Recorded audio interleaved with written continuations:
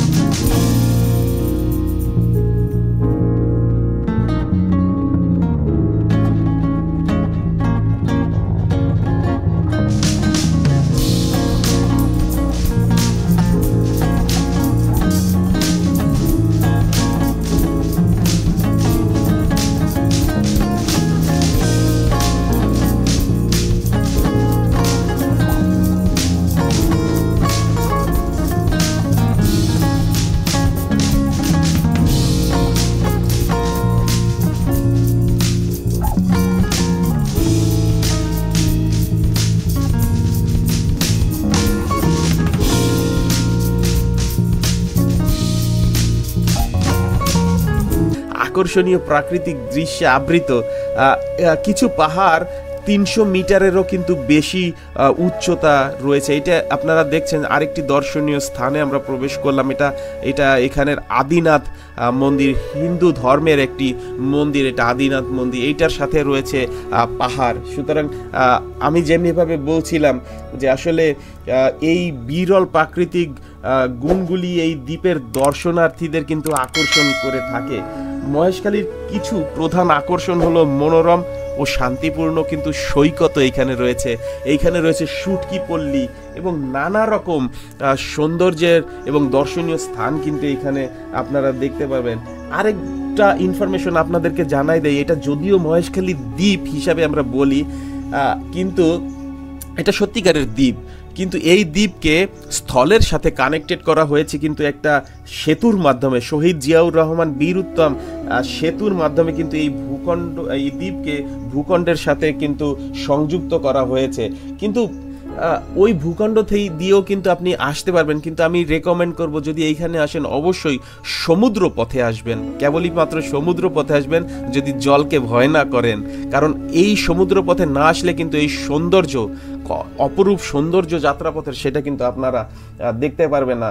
সেই সেতুটির কথা বলছিলাম যে ওই সেতুটির মাধ্যমে কিন্তু এইখানের যে যোগাযোগ ব্যবস্থা এবং ব্যবসা বাণিজ্যের যে সম্প্রসারণ, এটির মাধ্যমে কিন্তু আরও বেশি খরচ কমে গিয়েছে এবং দ্রুত যোগাযোগ করার মাধ্যম হিসাবে কিন্তু ওই ব্রিজটি তৈরি করা হয়েছে। সুতরাং এই ব্রিজটি কিন্তু আসলে এই দ্বীপবাসীর জন্য একটা আশীর্বাদও বলা চলে, কারণ এখানে অনেকে ভ্রমণের জন্য আসেন, আবার পণ্য পরিবহনও কিন্তু করতে পারেন। সেতুটির দৈর্ঘ্য 347 মিটার এবং চওড়া 7 মিটারও বেশি এবং 2 লেন বিশিষ্ট এই সেতু। যদি কখনো আসেন ওইখান দিয়েও আপনারা আসতে পারবেন। মহেশখালীতে রয়েছে এক অনন্য ও সৌন্দর্যপূর্ণ পরিবেশ, কারণ এইখানে যখন আপনি আসবেন এইখানের কৃষ্টি কালচার এবং এইখানের যে ধর্মীয় রীতিনীতি আপনারা কিন্তু দেখতে পারবেন, কারণ এইটা শান্তিপ্রিয় একটা জায়গা। এইখানের মানুষ বিভিন্ন ধর্মের, বৌদ্ধ ধর্মের রয়েছে, হিন্দু ধর্মের রয়েছে, মুসলিম ধর্মের রয়েছে, এইখানে অনেক ধর্মীয় মানুষ এইখানে কিন্তু বসবাস করে। তারা সাম্প্রতিক সম্প্রীতি বজায় রেখে কিন্তু এখানে চলাফেরা করে। 2 বন্ধু তারা বাজি ধরেছিল কে আগে এই পাহাড় থেকে আরেকটি পাহাড়ে দ্রুত দৌড়ে যেতে পারে, আপনারা দেখতেই পাচ্ছেন। প্রিয় দর্শক, হাতে কিন্তু যথেষ্ট সময় নিয়ে কিন্তু আপনার মহেশখালী দ্বীপে আপনার ঘুরতে আসতে হবে, কারণ এর অপরূপ সৌন্দর্য এবং যে দর্শনীয় স্থানগুলি আপনারা কিন্তু হাতে সময় নিয়ে না আসলে আপনারা কিন্তু দেখতে পারবেন না। আমাদের হাতে সময় খুবই কম ছিল, 5টা জায়গা আমাদের দেখানোর কথা ছিল আমাদের রিকশাওয়ালা ভাইয়ের, কিন্তু আসলে সময়ের অভাবে আমরা ঘুরে দেখতে পারিনি। প্রিয় দর্শক, যখন আপনারা আসবেন এইখানে অবশ্যই পর্যাপ্ত পরিমাণ হাতে সময় নিয়ে কিন্তু এইখানে আসবেন, কারণ এইখানে অনেক দর্শনীয় স্থান রয়েছে। একটি রয়েছে স্বর্ণ মন্দির, যেখানে আমরা যেতে পারিনি, ওইটা খুব সুন্দর একটা মন্দির হিন্দু ধর্মের। রয়েছে শুটকি পল্লী, সেইখানে একটা সমুদ্র সৈকতও রয়েছে, চমৎকার। আমি শুনেছিলাম ওই শুটকি পল্লীটা, কিন্তু আসলে ঘুরে দেখতে পারিনি সময়ের অভাবে। প্রিয় দর্শক, আপনারা যখন আসবেন অবশ্যই হাতে পর্যাপ্ত সময় নিয়ে আসবেন। আমরা চলে যাচ্ছিলাম, আবার ফিরে যাচ্ছিলাম কক্সবাজারে। অনেক ইচ্ছা ছিল আরেকটি সময় ঘোরার জন্য, কিন্তু আসলেই আমাদের হাতে কোনো সময় ছিল না। প্রিয় দর্শক, আরেকবার বলি, এইখানে আসলে অবশ্যই আপনারা দর কষাকষি করেই কিন্তু রিক্সা, অটো যেইটাই নেন, এইখানে দর কষাকষি করেই কিন্তু আপনাদের নিতে হবে, কারণ অনেক দাম চাইবে তারা। আমরা যেমন এই রিক্সাওয়ালাকে বলেছিলাম যে 5টি দর্শনীয় স্থান তিনি আমাদেরকে ঘুরে দেখাবেন, সেই ক্ষেত্রে আমরা তাকে 500 টাকা দিব, এবং রিকশালা কিন্তু এই 5টি দর্শনীয় স্থান দেখানোর জন্য কিন্তু 1000 টাকা চেয়েছিল। পরবর্তীতে 500 টাকায় তিনি রাজি হয়েছিলেন। এইভাবে হয়তো আপনাদের দর কষাকষি করতে হবে। সময়ের অভাবে আমি ওই রিকশালা ভাইয়ের নাম্বারটা নিতে পারিনি, কিন্তু চেয়েছিলাম নেওয়ার জন্য। প্রিয় দর্শক, ফিরে যাচ্ছি কক্সবাজারে। কেমন লেগেছে আমাদের এই ভিডিওটি? পুরো ভিডিওটি যদি ভালো লেগে থাকে অবশ্যই আমাদের চ্যানেলটিকে সাবস্ক্রাইব করে আমাদের পাশে থাকবেন, কারণ সবসময় বলি আপনাদের উৎসাহ হচ্ছে আমাদের শক্তি।